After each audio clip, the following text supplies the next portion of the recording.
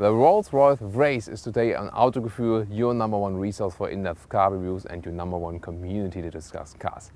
The special luxury episode with me, with Thomas, and we'll give you a basic overview of the Rolls-Royce models, just how you know which one is this then of all the models they have.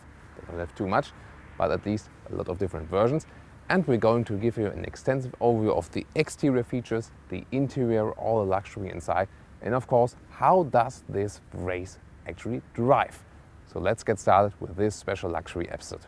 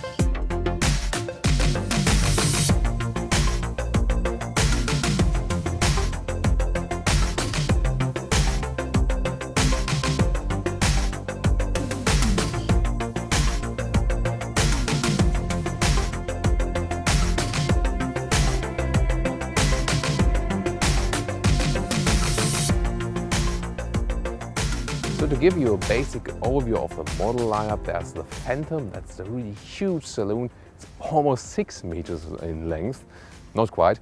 And this is also very expensive, about 400,000 to 500,000 euros depending on the version. And then of that one, there's also a drop head coupe, so you can have it as a coupe or as a convertible as well. And then this very model lineup is all depending on the Rolls-Royce Ghost, that is the sedan version. This one here is the coupe version called Wraith, and then very new present on the IAA Motor Show, it's the new convertible called Dawn. And they are all kind of the same, especially from the interior.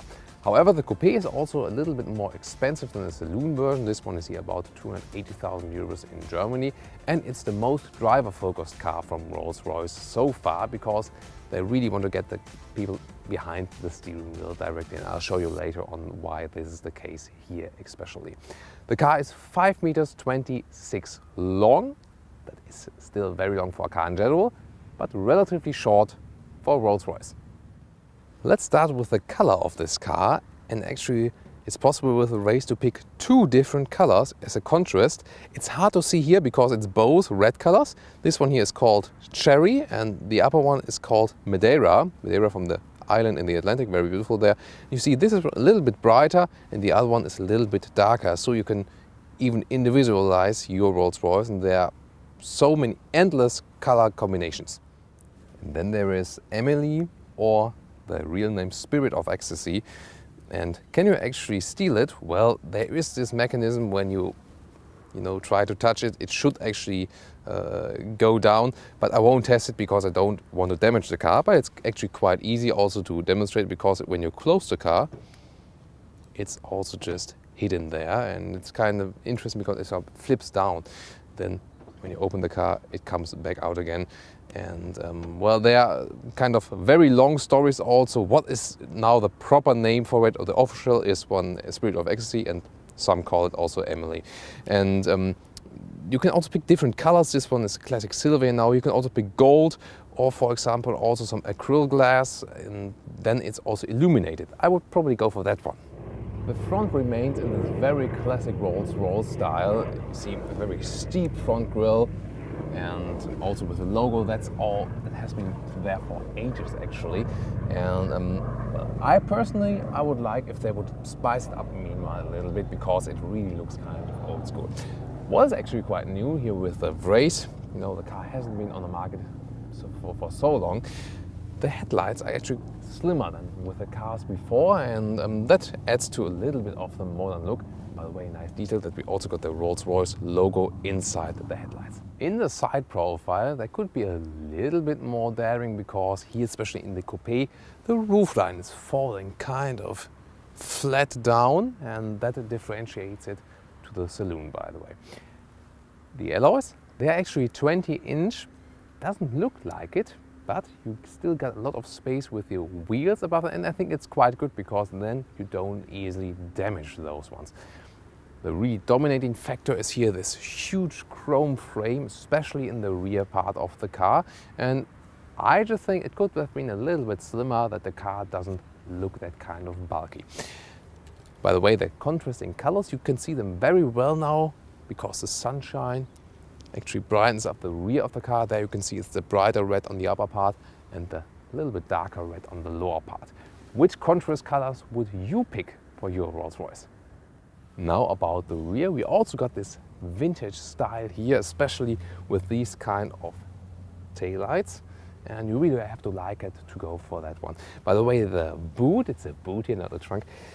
You see, it's kind of like attached onto the top of it. And this design scheme we also know from the predecessor of the BMW 7 Series, for example, or also from the Mercedes S-Class. I personally don't like it that much. I rather like it when design lines are kind of integrated and you don't have so much that is kind of standing above that. But what's your opinion on that one? I want to know that one in the comments.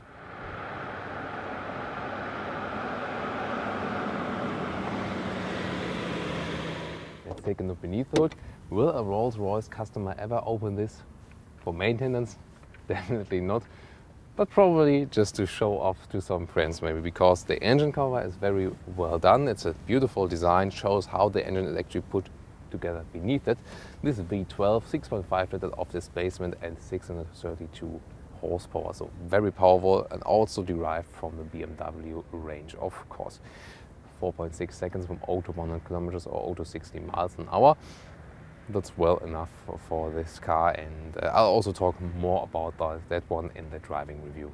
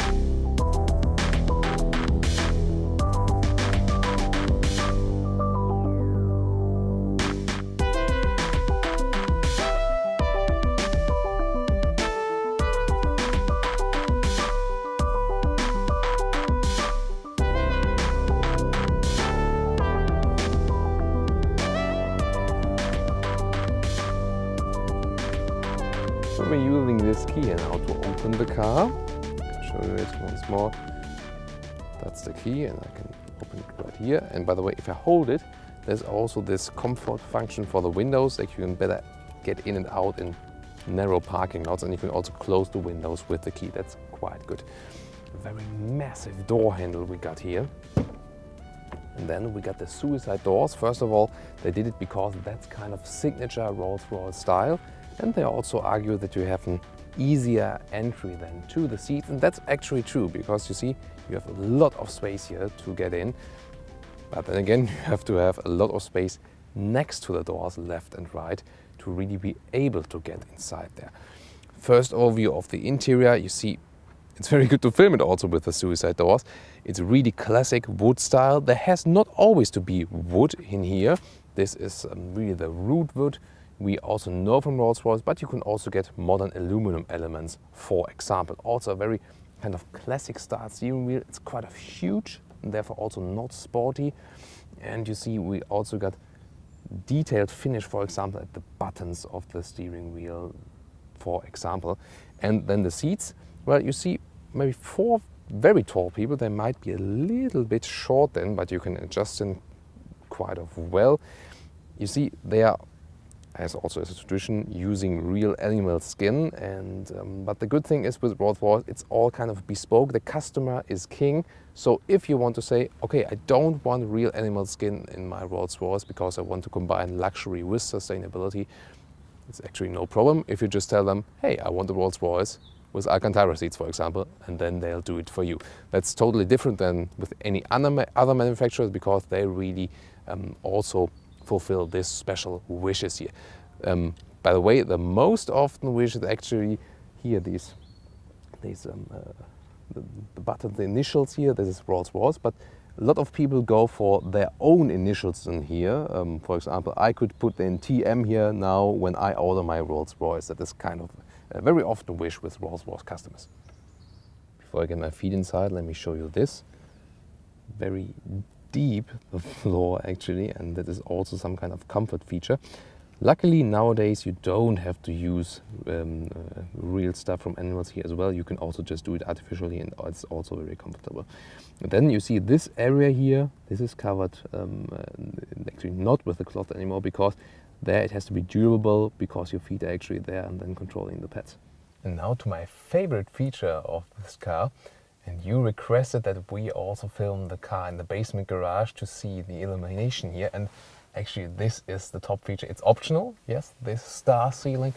And you can also dim it, but just when the doors are closed, which is not possible because we're filming it right now, then you can dim it and also deactivate it, because maybe when you're going inside a tunnel you might want to deactivate it, but especially when the car is standing still, this is so beautifully done, and you don't really feel them, so they're integrated in the ceiling.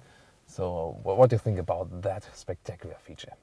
And one signature feature is the umbrella. It's hidden right here with the really nice mechanism, and there it is, kind of huge actually also.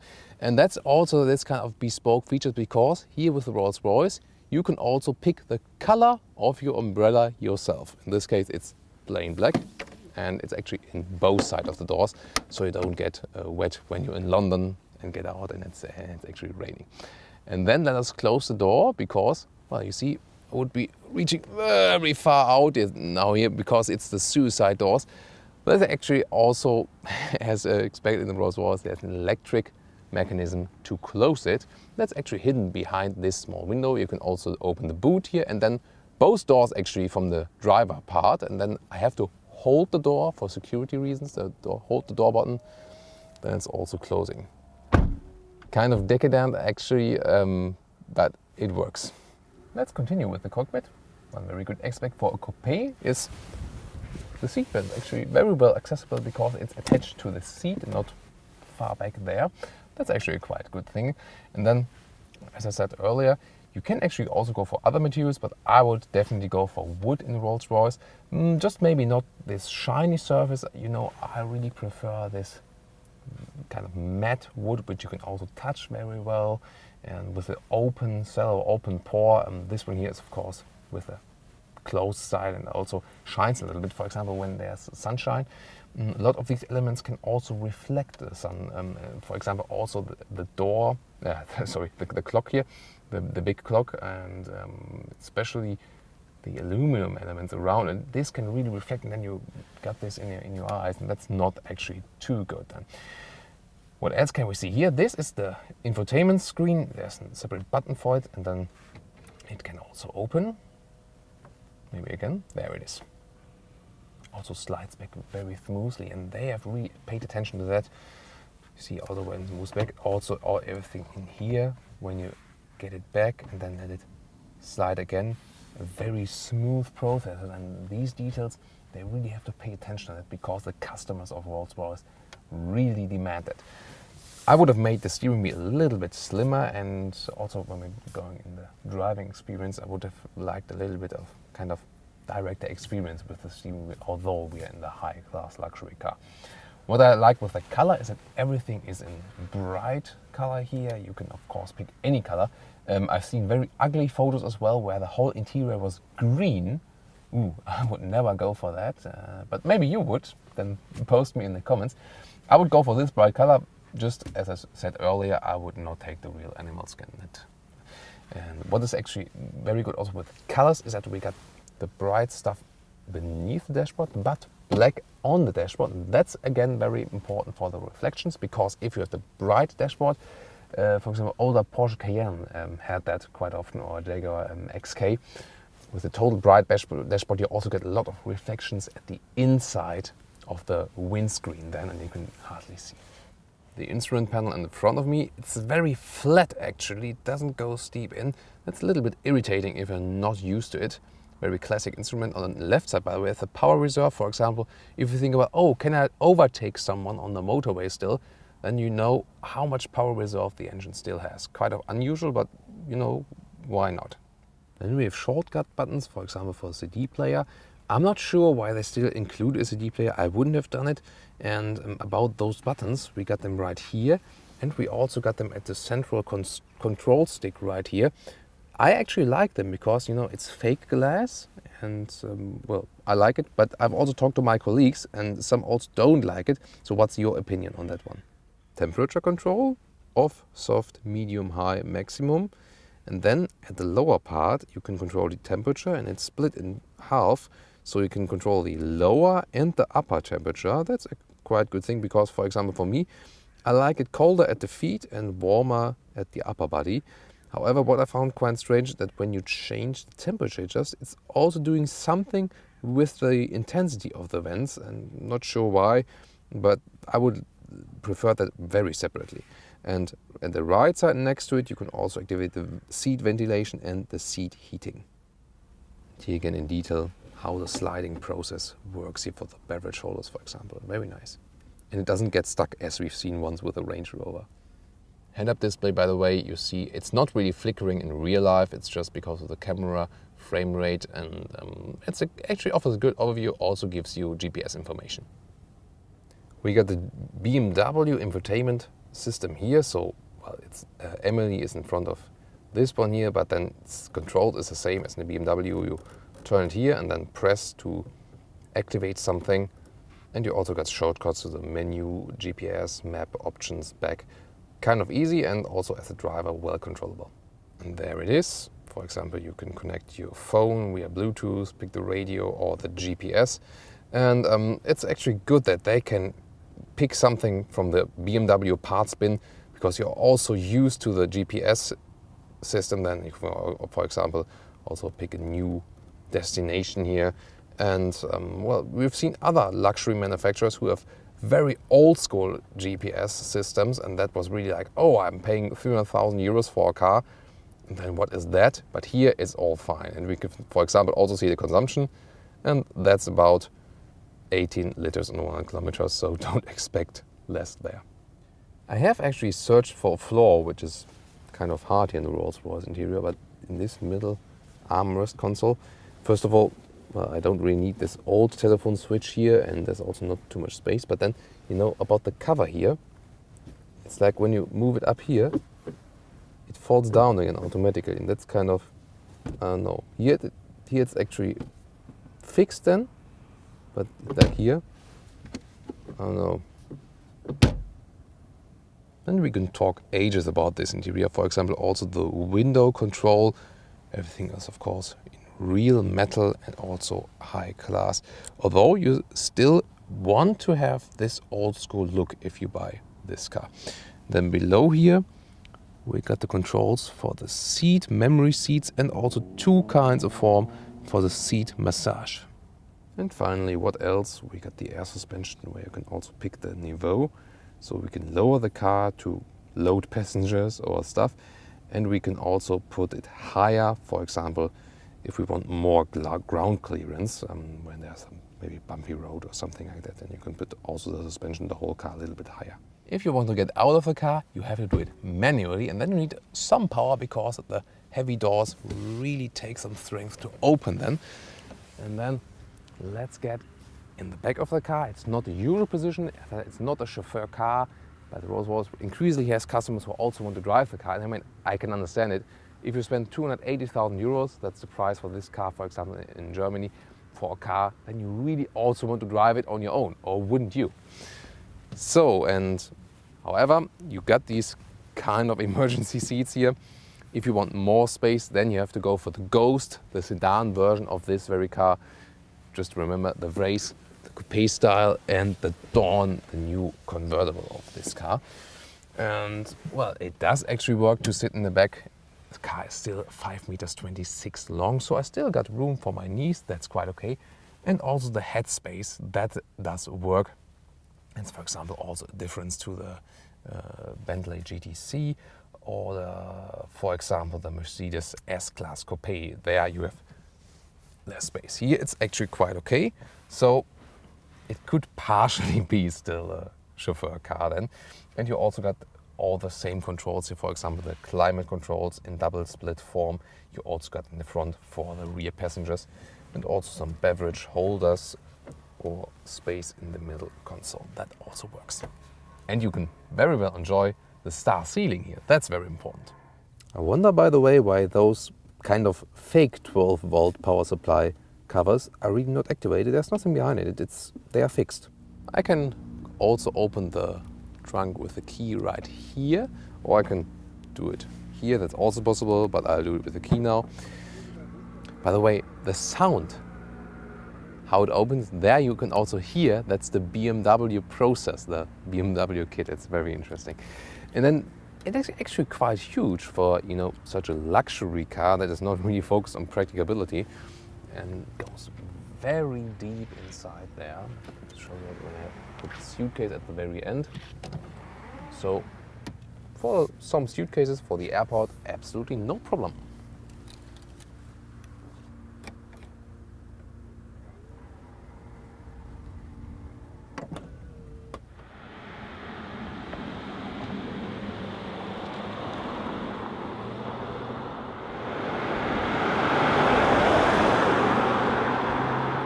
Now let's ride this V12 6.5 liter. Of course, it's a very heavy car, as I said before, almost 2.5 tons. And so it also feels very heavy when driving. So you can just forget when you think, okay, I got a V12, so I drive sporty. Well, yes, in the front, that does work with 4.6 seconds from 0 to 100 kilometers. That's fast, yes. But for example, when you hammer the brakes, you feel, oh, I have to brake 2.5 tons, and well, that's really a lot. And especially on the motorway, when you get high speeds, then you really realize it. And as soon as you also want to drive corners kind of fast, like here, the steering wheel is, well, kind of loose, so no sporty feeling at all. And it's also not the focus of the car, of course. So you need kind of long steering ways. Also, you see there almost nothing is happening. And with the air suspension, the car's also going to left and right and back again. And that is really all focused on the comfort. So this car is really good when you want to go long ways, well, also on the motorway if you don't go too fast and because too dangerous because of the high weight. But you can really relax your calm ride. That should be your main focus when buying this car, because this air suspension is just evening out everything. No matter what is on the road, you always keep on going like on a flying carpet. And well, I think it can't be any more comfortable, but of course it could be way sportier then. So especially thinking of the BMW Corporation, there can never be a question of a BMW 7 Series or this one here, because the cars have totally different focuses. So, and when it gets a little bit narrow on the road, that's also another disadvantage. You always think about, oh, do I touch something on the left or at the right, because the car is also, well, not that good in the visibility, and especially to the rear. Also when you look at the back mirror, then it's just very slim with this very flat rear window, can't hardly see anything. And also to the front, to the left and to the right, yeah, the car is really huge and you do feel that. So this is really a disadvantage when driving such a big car then. The seats, again, I've told you that in the interior review, they are definitely comfortable. Yes, I have experienced more comfortable seats also on the long term, but of course you also have a lot of different variations how you can actually adjust the seat or also use the seat massage while driving.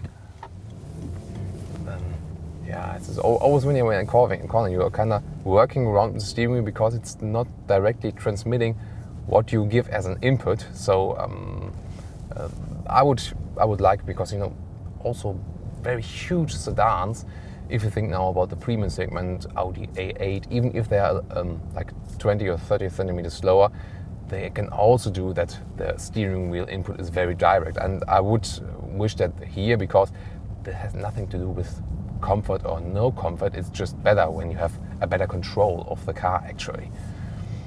Then, I mean, when you got to plain roads, it's really, you don't really feel the road. It's really like you're flying on it, and that is very special, of course, about this serial air suspension here. And also when you're facing red traffic lights, you well, most of the time don't even care, because you're really relaxed in here, and also the sound insulation is, as we expected, very good, so you don't hardly hear anything from the outside. It's really a relaxation zone in here. And as I said earlier, also focus on the driver and the co-driver, because behind me not so many people could sit actually, so I wouldn't go on a long term with 4 people actually. So it's more really like for if you go alone or with 2 guys. Yeah, then for example the sounds the car is making when I turn the indicators now, it's also relatively silent, also not arousing too much attention, just from the sounds the car makes also when you press buttons. I think that fits to the concept. However, now if I want to make a U-turn here, for example, I have to go on not on the very inner lane, but take the lane beside that and then across that one, because I wouldn't be able to do the U-turn otherwise, because the car has also this above this 3 meters of wheelbase, and that's really hard to control that. So just to show you how this air suspension reacts when you go left and right, for example here now, you see that the car is going like woo, woo, woo. That's of course a very great feeling when you're searching this comfort, but of course you shouldn't connect the V12 to sportiness. I think that's the main point here really. So what would you think? Would you like to drive a Rolls-Royce, or would you rather say, oh well, I want to drive something sportier anyway, so I don't really care? Put that one in the comments. I would really be looking forward to that. When controlling the infotainment system, told about that in the interior review as well. It's actually quite good that they orient on this BMW infotainment system, because you can get along with it very well if you know the BMW systems then. And that can also be very well controlled by the driver, because it's not a touchscreen, but you just use the central stick here below then, and that's also no problem in doing something while driving. We also got all of the assistance system that BMW is currently offering. For example, the adaptive cruise control, which I've tested it on the motorway, is really working flawlessly. I also have a good view on the head-up display. I can activate or deactivate it. Then I would have the GPS information down here that you could change. I can also show you that. So I can activate, deactivate the HUD here, and if I would have GPS info, it would be according here then. The look here on the instruments, it's a little bit, well, you have to get used to it, because it's kind of flat. It doesn't go way in as we used from other cars actually. But so they also decide about the assistance system, because I thought, okay, it's really not a chauffeur car. You should drive this Rolls-Royce on your own. So we also integrate all these systems here that, for example, keep you on the road, warn you when you getting off the lane, for example, then you get a lane warning. And the adaptive cruise control also works in traffic. I was in huge traffic yesterday, and that did also actually a great job, because I could kind of relax a little bit more, and then the distance to the car in front of me was really kept. Yeah, and I mean, about the engine, of course, for such a heavy car, you need a lot of power. Do you really need the V12 with 632 horsepower? Well, something smaller would also have been totally okay. If you want to hear it, how it sounds on the inside and how the performance is, I can now also push the throttle. Yeah, there you hear it. It does have a lot of power, and it sets in after like, yeah, you see, because of the weight of the car, it's not that really this totally explosive acceleration. So it needs like half a second to really set in then. But of course, for such a heavy car, this is still a very impressive performance. Most of the time, however, you won't really need that kind of performance because, as I said earlier, it's all about the luxury and the comfort also in driving.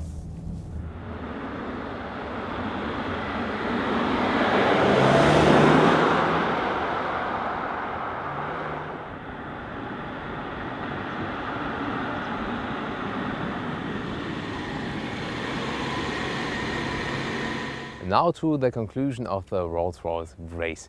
I think this trend that more and more customers of Rolls-Royce want to drive the car themselves, I think it's just logical, and I think it's the right strategy also go for the so-called shorter cars. I mean, with over 5 meters, the car is never short, but maybe they will even increase this kind of stuff in the future. I think it would be quite good actually, because you have to remember, it's still a huge car, even if it's the smallest Rolls-Royce.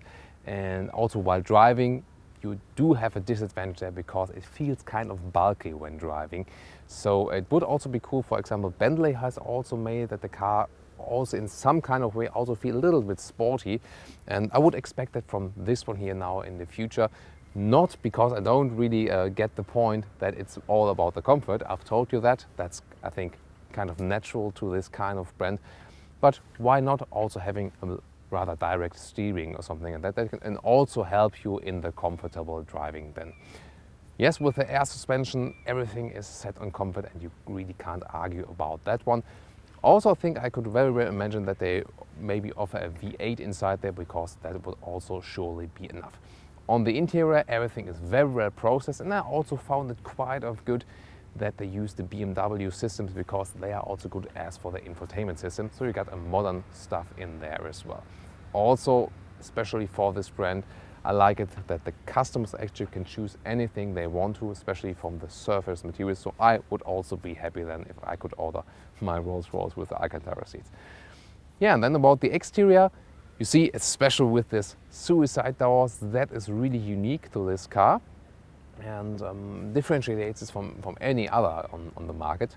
Well, maybe the BMW i3 also got suicide, but just on the rear side then. But it's very special that you also got suicide doors, even if it are just 2 doors actually.